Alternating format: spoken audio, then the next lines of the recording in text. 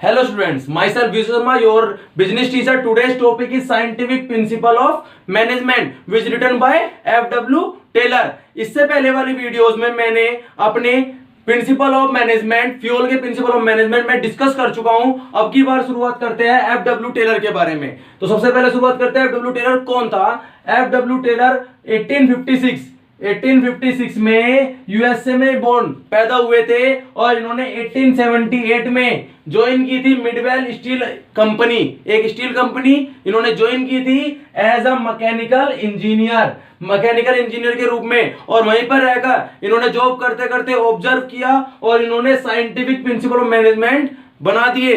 Clear है। और अब मैं बताता हूं साइंटिफिक मैनेजमेंट होता क्या है। साइंटिफिक मैनेजमेंट क्या है? To apply scientific tools, science के टूल, साइंटिफिक टूल्स को अप्लाई करना किसमें? ऑर्गेनाइजेशन के अंदर। मेथड्स को अप्लाई करना ऑर्गेनाइजेशन के अंदर। ट्रेन्ड पर्सनल जो वहां के एम्प्लॉयज है उनको ट्रेनिंग देना अकॉर्डिंग टू द साइंटिफिक, ठीक है ना, in order to increase output. अब ध्यान समझना, ऑर्गेनाइजेशन के आउटपुट को इंक्रीज करने के लिए, ऑर्गेनाइजेशन गोल को अचीव करने के लिए विद ग्रेटर एफिशिएंसी, इन्होंने बोला है साइंटिफिक टूल्स मेथड को अप्लाई करना, पर्सनल को ट्रेन करना, यानी कि एम्प्लॉयज को ट्रेनिंग देना according to the scientific management. Clear है।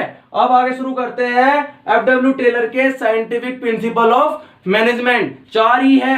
क्लियर है, ध्यान रखना चार। सबसे पहला science not rule of thumb. First क्या है? Science not rule of thumb. ध्यान रखना, साइंस के बाद कोमा लगा हुआ है, इस पे फोकस करना है। मैनेजमेंट साइंस है, इसका मतलब ये है। कोमा लगने के बाद not rule of thumb, fix नहीं है कि हम उसे चेंज नहीं कर सकते।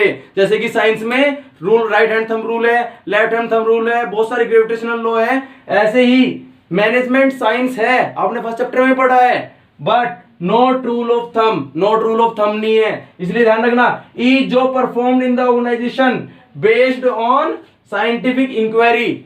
ऑर्गेनाइजेशन के अंदर जितनी भी जॉब परफॉर्म की जाती है उनकी साइंटिफिक इंक्वायरी होना जरूरी है, बट फिक्स नहीं है, नोट रूल ऑफ थंब की तरह। क्लियर है। There must be thinking before advance.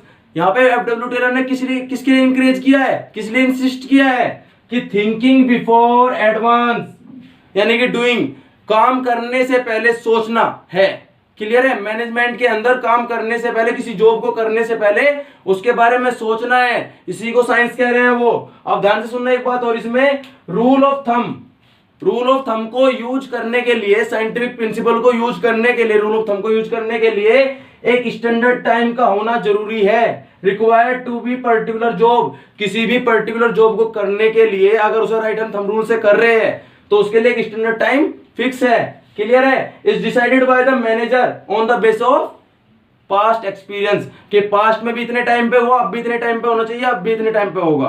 Clear है। Management as target should be fixed, इसलिए बोला जाता है not rule of thumb. Management science है, नॉट रूल ऑफ थंब। इन्होंने बोला है यहां पर मैनेजमेंट के अंदर हर दिन का टारगेट अलग सेट होता है, यहां का डेली का टाइम पीरियड सेम नहीं हो सकता। जैसे कि रूल ऑफ थंब में टाइम पीरियड हमें फिक्स करना होता है हर एक पर्टिकुलर जॉब के लिए, बट मैनेजमेंट के अंदर कोई भी टाइम फिक्स नहीं होता है। टाइम पीरियड की स्टडी करनी पड़ती है, टाइम होना जरूरी है क्योंकि एफिशिएंसी लेकर आनी है, इसलिए हर दिन का टारगेट अलग होता है वर्कर्स का, एम्प्लॉयज का।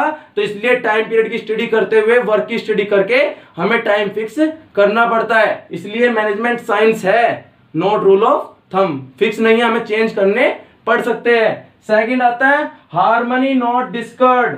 हार्मनी नॉट डिस्कर्ड, हार्मनी का मतलब है शांतिपूर्वक, डिस्कर्ड का मतलब है झगड़ा। क्लियर है। हार्मनी के बाद कोमा लगा हुआ है। मैनेजमेंट के अंदर जो वर्क कर रहे हैं हमें शांतिपूर्वक करना है, बिना किसी झगड़े के। ये साइंटिफिक प्रिंसिपल मैनेजमेंट था। क्या बोला?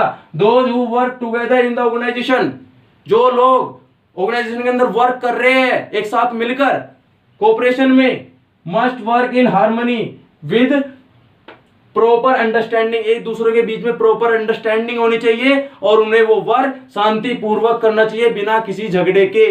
क्लियर है। मैनेजमेंट ग्रुप और वर्कर ग्रुप, कंपनी के अंदर दो ही ग्रुप होते हैं, मैनेजमेंट ग्रुप और वर्कर ग्रुप। मैनेजमेंट ग्रुप अपने आप को बड़ा मानता है, वर्कर ग्रुप अपने आप को अलग मानता है, तो इन दोनों के झगड़े होते रहते हैं। तो change their attitude for each other, इसलिए बोलता है ये कि मैनेजमेंट ग्रुप और वर्कर ग्रुप को एक दूसरे के प्रति अपना एटीट्यूड चेंज करना पड़ेगा, अपना मेंटल रिवोल्यूशन करना होगा, माइंड को सेटअप करना होगा कि हमें एक दूसरे के साथ झगड़ा नहीं करना है। क्यों नहीं करना है? क्योंकि वर्कर क्या सोचता है? मोर अर्न, ज्यादा से ज्यादा पैसा कमाऊं। मैनेजमेंट क्या सोचता है? अपने प्रोडक्शन की capacity बढ़ाऊं।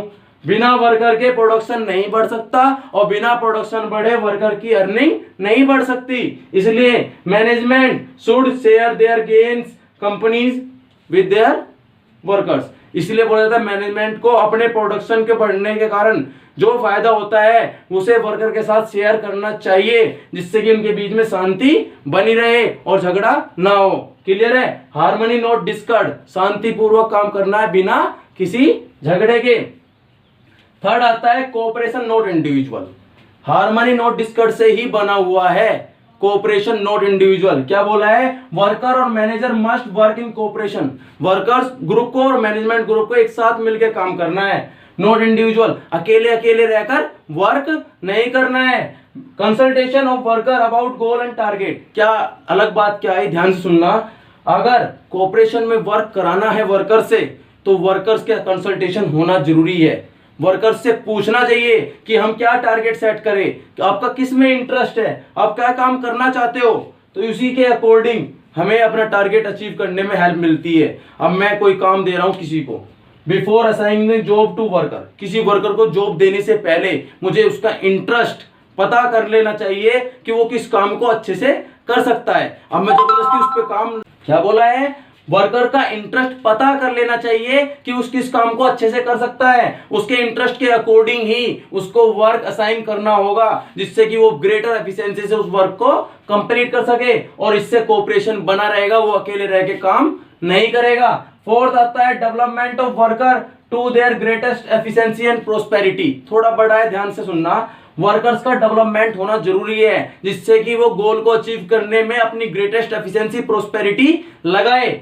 Industrial efficiency depend on worker efficiency. Worker की जो एफिशिएंसी होती है उसी पर डिपेंड रहता है इंडस्ट्रियल की एफिशिएंसी, कि इंडस्ट्रियल कैसा कर रही है, उसके वर्कर एम्प्लॉयज से ही पता चलता है कि उसकी कंपनी कैसी है। ठीक है ना? वर्कर एफिशिएंसी किस पर डिपेंड है? कि वर्कर्स की ट्रेनिंग हुई है कि नहीं हुई है, उनका सिलेक्शन अच्छे प्रॉपर वे में हुआ है कि नहीं हुआ है। तो employees must be sent for training. उसे टाइम टू टाइम ट्रेनिंग पे भेजना चाहिए जिससे कि वो अपनी नॉलेज को अपडेट कर सके और वर्क कर सके ऑर्गेनाइजेशन के लिए with their greatest efficiency and prosperity. ध्यान रखना, science not rule of thumb. Management science है but not rule of thumb, fix नहीं है, चेंजमेंट हो सकते हैं।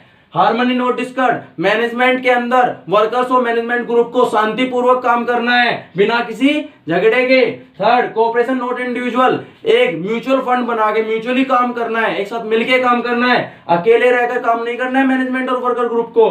Fourth, development of workers, workers का डेवलपमेंट, उनकी ट्रेनिंग होनी जरूरी है टाइम टू टाइम, जिससे कि उनकी नॉलेज अपडेट हो और वो अपनी ग्रेटेस्ट एफिशिएंसी और प्रोस्पेरिटी, वर्कर्स अपनी प्रोस्पेरिटी और एफिशिएंसी को मैनेजमेंट के गोल को अचीव करने में लगा सके।